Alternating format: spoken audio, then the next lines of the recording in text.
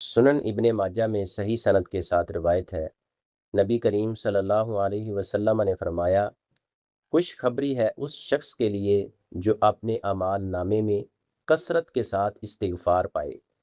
اس حدیث کا مفہوم یہ ہے، استغفار ایسا عمل ہے جو بندے کے نامہ اعمال کو نور اور بلائی سے بھر دیتا ہے۔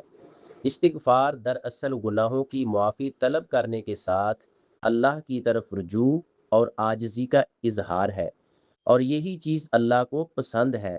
کثرت استغفار اس بات کی دلیل ہے کہ بندہ اپنے جرم کو پہچانتا اور اصلاح کی فکر رکھتا ہے۔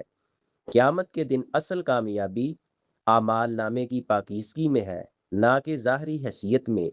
استغفار نہ صرف گناہوں کو مٹاتا ہے بلکہ درجات کو بھی بلند کرتا ہے اور دل کو سکون دیتا ہے۔ مومن کو چاہیے کہ ہر حال میں استغفار کو معمول بنا لے تاکہ اس کا نامہ اعمال اجر و ثواب سے بھر جائے۔ لہٰذا اپنی زبان کو استغفر اللہ و اتوب الیہ سے تر رکھیں اور ان کلمات کو کثرت سے پڑھتے رہیں۔